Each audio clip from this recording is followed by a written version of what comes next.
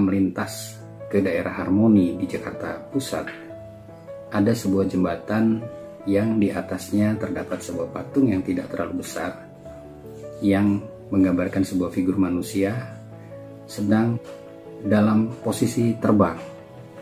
Patung itu menggunakan helm bersayap dengan sendal bersayap dan membawa tongkat. Masyarakat Jakarta mengenalnya dengan sebutan patung Hermes. Konon patung itu dianggap sebagai dewa pedagang. Pada tahun 1999 pernah terjadi kehebohan di masyarakat Jakarta ketika patung itu tiba-tiba menghilang. Ingin tahu cerita selengkapnya? Mari kita ikuti kisah tentang patung Hermes ini. Tapi sebelum itu, silakan tekan tombol subscribe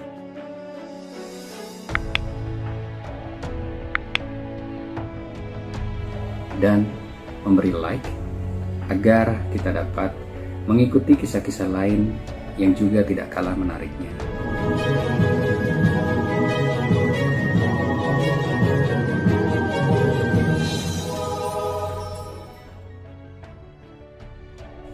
Patung Hermes ini, atau dalam bahasa Yunani pelafalannya disebut dengan Hermi.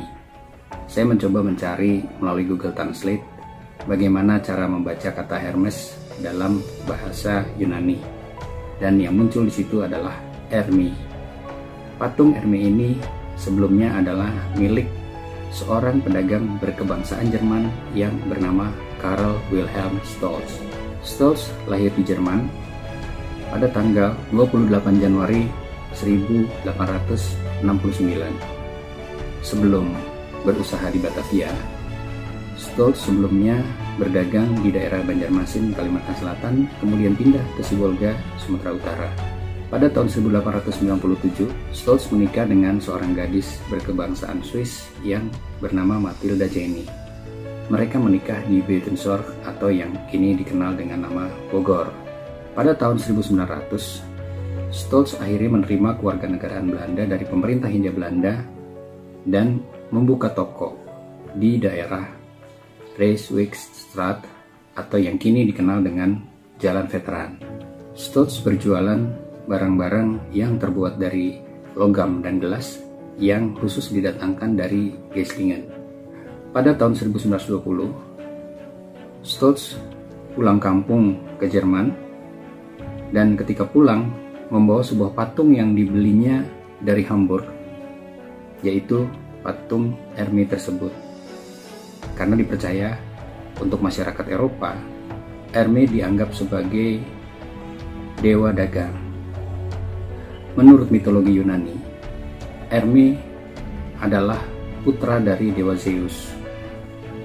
Karena kepandaiannya, kecerdasannya, dan kemampuannya untuk menyampaikan pesan secara akurat, masyarakat Yunani itu mengenal Hermi sebagai dewa kepandaian atau dewa ilmu pengetahuan. Hermi sangat dipercaya oleh kalangan dewa-dewa untuk menyampaikan pesan yang cepat, akurat, dan mempunyai makna yang jelas. Sehingga Hermi diberi sendal yang bersayap, kemudian juga helm bersayap untuk pergi dengan cepat kepada para dewa dalam waktu yang sangat singkat dan menyampaikan pesan dengan akurat. Hingga kini, ilmu yang mempelajari makna dalam teks itu disebut hermeneutika yang diambil dari nama Hermi. Tongkat yang dibawa Hermi adalah tongkat bersayap yang dililit oleh sepasang ekor ular, yang kemudian kini digunakan sebagai simbol ilmu kedokteran. Dari sisi pribadi Hermi sendiri, Hermi mencintai seorang dewi yang dikenal sebagai dewi cinta, yaitu Dewi Aphrodite. Tapi Dewi Aphrodite tidak menyukai Hermi. Karena Aphrodite patuh, akhirnya ia menikah dengan Hermi walaupun dia tidak suka terhadap Hermi. Dari perkawinannya tersebut lahirlah seorang yang bernama Hermaphrodite, yang kemudian dikenal sebagai dewa gender, laki dan perempuan dalam satu tubuh. Dan kini makhluk berkelamin ganda kita kenal dengan istilah Hermaphrodite. Kembali lagi kepada Stoltz, pemilik patung tersebut. Karena ia menyayangi patung Hermes tersebut, ia meletakkan patung itu di kebun halaman rumahnya di daerah Mr. Cornelis atau yang kini dikenal dengan nama Jatinegara. Istri Stoltz sangat tidak suka dengan patung itu karena menurutnya patung yang telanjang itu dianggap terlalu vulgar, sehingga ia berkali-kali meminta kepada Stoltz untuk membuang patung itu atau memberikan patung itu kepada seseorang. Hingga akhirnya pada tahun 1930 Mathilda Jenny meninggal di Den Haag, Belanda. Karena merasa kehilangan, Stoltz menjual semua usahanya, menjual rumahnya, dan ia menyerahkan patung itu kepada pemerintah Batavia agar menempatkan patung itu di tempat yang bisa dilihat oleh halayak, agar dapat mengapresiasi keindahan patung tersebut.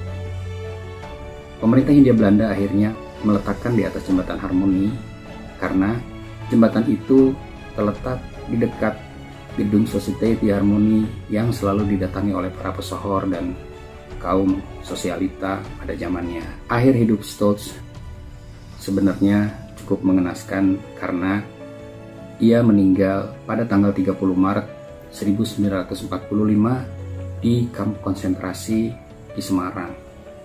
Karena pada saat itu tentara Jepang menangkapi semua orang Belanda dan mengumpulkannya dalam sebuah kamp dan dalam keadaan yang cukup mengenaskan.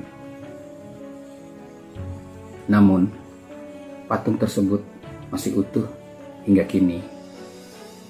Kita patut bersyukur bahwa pemerintah DKI Jakarta mempunyai apresiasi yang baik sehingga patung itu diamankan dan tetap berada di tempatnya. Pada tahun 1999 sempat terjadi kehebohan di mana patung itu tiba-tiba menghilang. Tidak berapa lama kemudian, pemerintah DKI membuat pengumuman bahwa patung itu sebetulnya diambil oleh pemerintah dan dipindahkan ke Museum Fathahillah atau Museum Sejarah Jakarta. Tentunya tindakan itu dilakukan pemerintah untuk menghindari pencurian atau mutilasi yang terjadi pada patung-patung lain yang ada di daerah lain. Banyak terjadi patung-patung dirusak oleh orang-orang yang mempunyai sikap vandalisme. Untuk mengembalikan ke dalam situasi semula, pemerintah membuat duplikasi patung tersebut dan meletakkannya lagi di jembatan Harmony.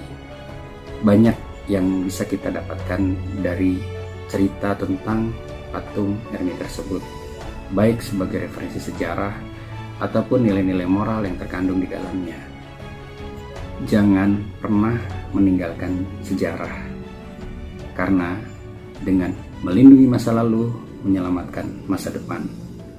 Saya Ruli Rahadian, sampai bertemu di kisah yang lain.